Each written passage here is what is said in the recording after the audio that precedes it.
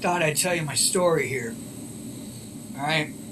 Jamie Bostel had no idea who would see his story on Facebook Live. I just wanted you people to see this is real. This is real. This ain't no hoax. This ain't no politics. This is real. Jamie didn't care who heard his message. He had just fought the worst of the virus in the ICU at St. Joseph Health System and wanted to tell people to stop fighting. I'm tired of seeing all these people, these ungrateful people that are out there right now walking and breathing, and they got all these ideas. Oh, you don't need to wear a mask. Wear your mask. Don't be stupid. This can get anybody, and I'm living proof. Look at me. Trust me. You guys know me. You know I got strong lungs. Wouldn't sing the way I do. That's right, Jamie not only works in a factory. What's up, everybody? He's a singer, songwriter, and high-energy performer. Just scream! His rock band, Praise the Fallen, can really turn up the volume.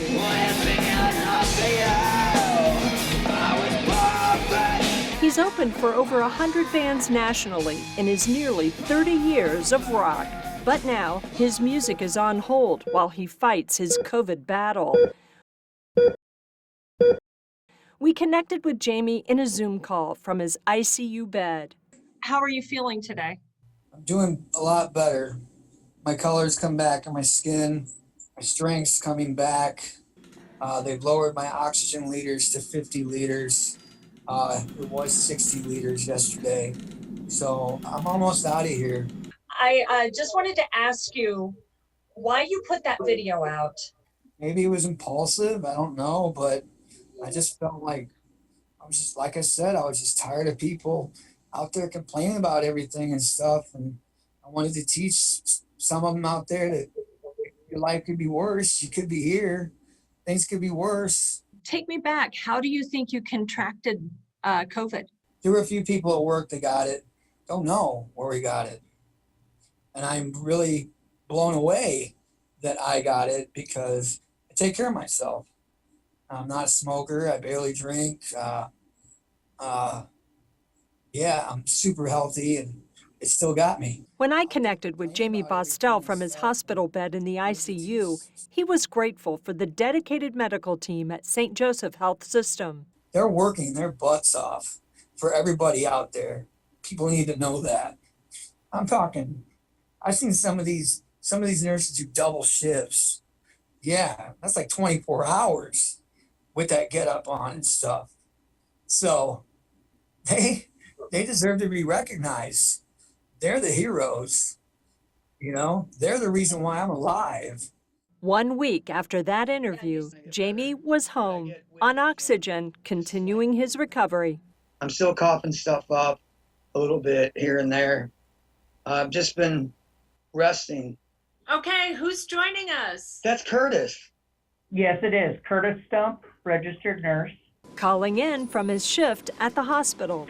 This has been the hardest time ever, emotionally dealing with our patients being so isolated. It's just horrible to watch. Nurses like Curtis are putting in long, stressful days with no end in sight. At St. Joe, there are 90 travel nurses helping to ease the strain. How helpful are those travel nurses that are coming in and visiting from other parts of the country? I can't even say. I always do work more than the 3 shifts a week, but having an extra patient or 2 on your patient load is just so wearing. And so been very thankful for the assistance that we've had from travel nurses and flexibility of coworkers. It's a feeling shared by doctors, too. Is this the hardest thing you've ever endured in your career? I've done a lot of hard things in my career, but this tops it. Dr. Joseph Pulverenti is an infectious disease specialist who splits his time between St. Joe and Chicago. What are you seeing with the COVID numbers here in our area that concern you the most? Well, I mean, it's skyrocketing, and that is extremely concerning. The number of patients in the hospital have gone up tremendously, and we're straining our resources. So people out there, they need to understand that their behavior determines how busy we get. We're straining the system. People need to be aware of this. We're already seeing our testing sites are overrun. Dr. Jen Lankowitz is the Chief Clinical Officer at St. Joseph Health System. And it's not just the sites associated with St. Joseph Health System. This is going on for all the testing sites in our area. Let's talk about the demographics of the patient. Jamie is 49 and otherwise good health. You're seeing a younger age of patient coming into your hospital. We did. We saw a spike in the age range of about 40 to about 65, whereas before it was a little bit older. So we keep track of the average age patient, and slowly it's moving down a year or two each week. How does this guy look to both of you? You look so much better. I'm so glad to see how much better you look. Thank you very much. Much better. And as for Jamie's Facebook video, still being shared on social media, Jamie, I want to thank you for doing what you did. It did reach a lot of people, and it needed to be said. that video touching the hearts of exhausted nurses and doctors too. Your message of thanks and seeing you get better, that's what gives them more energy. I appreciate everything that you did for me. How's it feel to have a patient thank you like that? It's worth more than all the gold in the world. Hard to believe someone so young and fit was fighting to live. Jamie Bostel was 49, a rock musician and local factory worker in good health. He didn't smoke and had no underlying health conditions. And yet, he could barely breathe. It was to let people know that I personally, catching my breath, I'm sorry. After 22 days in the hospital, Jamie went home on oxygen. There was a time when I didn't even think I was gonna get off the oxygen. It was really scary. Today, more than 4 months after he first contracted COVID, Jamie is almost back to normal. Do you still get winded? Yeah, a little bit. Not as bad as, I mean, it's week by week, you know. In addition to the daily oxygen, Jamie had physical therapy 2 times a week. But his best exercise was motivated by music. Music's always been my therapy. 2 weeks after getting home from the hospital, the music pulled him into his home studio. There we go. I had a track in here I needed to finish, and I was like, I'm gonna go see if I can do this. And it was tough. I was singing like one line at a time, but I did it.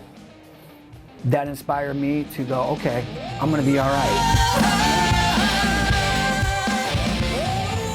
And it was probably a month after I did that first track that my guys from my band came over and we started rehearsing again. As long as he's still breathing, we're still doing this. So, I mean, I don't, yeah, I was just pulling for him at that point.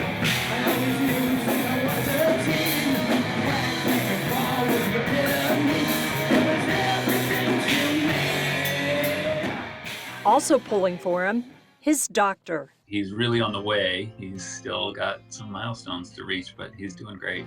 Dr. Justin Luger sees a number of COVID patients in the recovery phase. One of the things that really caught me off guard in taking care of patients after they came out of the hospital with COVID was just how many of them dealt with problems with really severe anxieties. It seemed to me that it has come kind of as a result of feeling that really almost fearsome sense of hypoxia, the sense of drowning while you're breathing.